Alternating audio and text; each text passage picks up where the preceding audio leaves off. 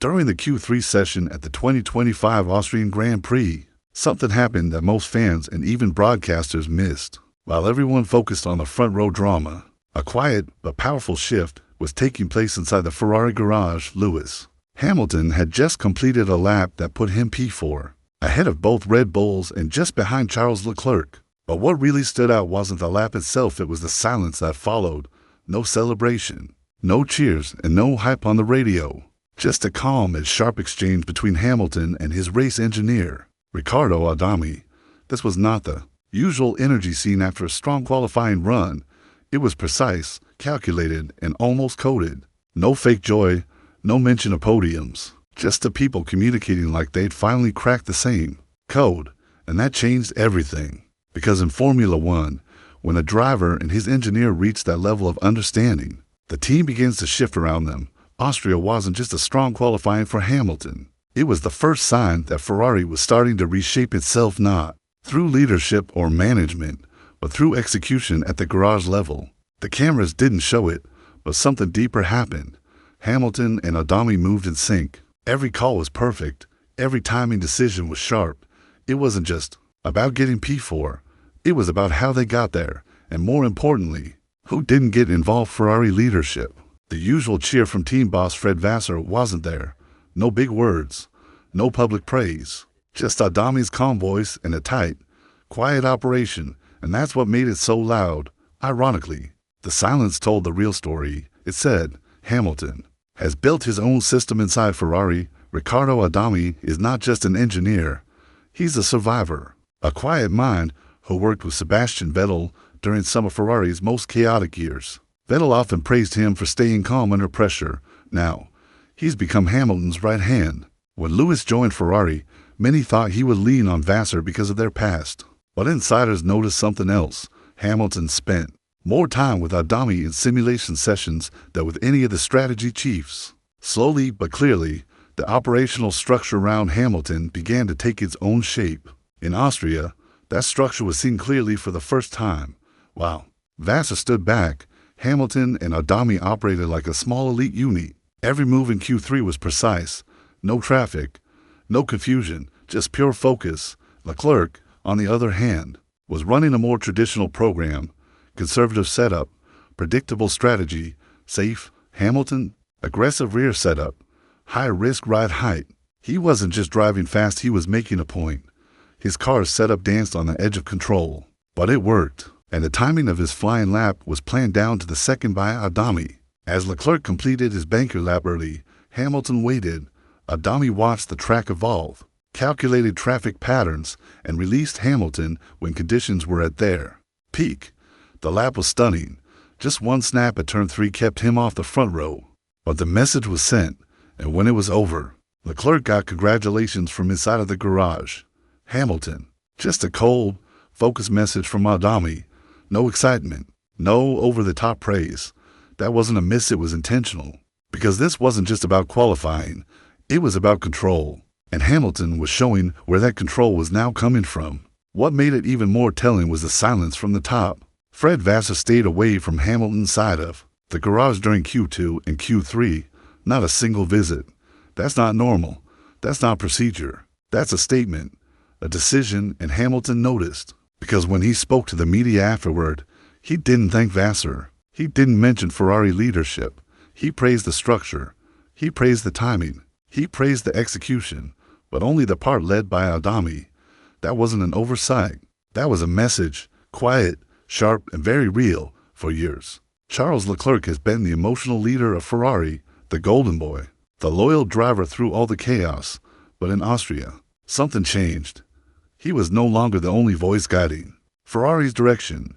Hamilton had started to build his own system, and that system worked. It worked so well that insiders confirmed Hamilton's garage ran almost independently during qualifying. From tire prep to run plan to data feedback, it was all handled by Adami and his crew, with Vasseur informed but not involved. When Leclerc looked at the timing screens during Q3, his expression changed. He saw how close Hamilton got. And after the session, he quietly asked for a reanalysis of both car setups, not to improve, but to understand. How did Hamilton get so close with less time in the car and a newer setup? That's not curiosity. That's concern. And when asked whether Hamilton's performance was pushing him, Leclerc paused. Just for a second. But that pause was everything. It showed that Ferrari, once fully shaped around Leclerc, was now starting to evolve. Hamilton didn't ask for a celebration. He didn't talk about podiums. He just spoke about how the session was run, and he called it world-class. But that compliment was not for Ferrari's overall operation. It was aimed directly at Adami and his crew, because what they showed wasn't just speed, it was system control. Every decision made during Q3 was clean, quiet, and calculated. That's not hype. That's preparation, and preparation wins titles. Hamilton wasn't celebrating P4. He was proving a point, that when Ferrari runs through Adami, everything works. And when Vassar stays out of the way, nothing breaks. This quiet but powerful shift was not just seen on track, it was felt inside the team. The post-session mood on Hamilton's side of the garage was different. No fireworks, just focus. And that's how dynasties are built, not with noise, but with silence. The kind of silence that says, we've got this under control. Hamilton's calm after qualifying wasn't casual, it was calculated, because he knows that in F1, consistency beats chaos. And what Austria showed was the first sign that Hamilton's side of Ferrari is finding that consistency. Charles Leclerc still smiled in the press conference. He still said all the right things, but the tension was there because this was the first time in years that he wasn't the only strategist on the track.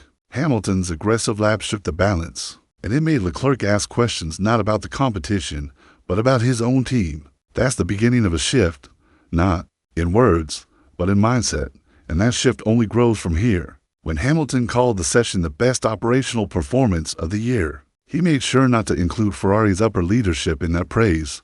He credited timing, execution, rhythm, all of which came from Adami's control room, not Vassar's office.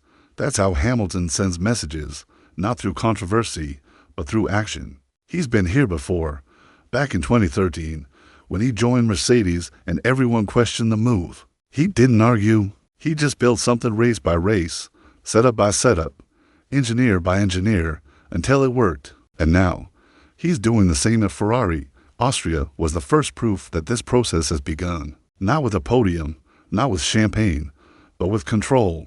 With a garage that runs like a machine, with a system that doesn't depend on Ferrari's politics. Just performance. It's the kind of foundation that turns a good team into a great one. And Adami is at the heart of it. Like Peter Bonington once was at Mercedes. Calm, smart, invisible to the cameras, but critical to every success.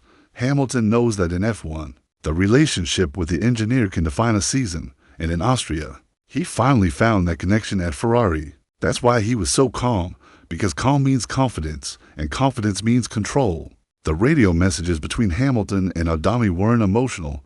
They were clean, sharp, efficient, no waste, no distraction, just like their run plan. And while the world looked at the lap time, they missed the real story, the story of a new structure being born inside Ferrari. And the structure is clear. When Hamilton calls the shots with Adami, results come. And when leadership steps back, nothing breaks. That's not luck. That's a system being rewritten, a hierarchy being reset, quietly, carefully, one session at a time. Leclerc may still be the face of Ferrari. Vassar may still hold the title of team principal, but the center of execution is moving, and in Austria, it was obvious. Every silent call, every clean lap, every calculated risk. It all pointed to one thing: Hamilton has found his rhythm, and now Ferrari must decide whether to fight it or follow it. Because this isn't just about one result. It's about the direction of the whole team. Austria was a turning point not because of where Hamilton finished, but how he got there.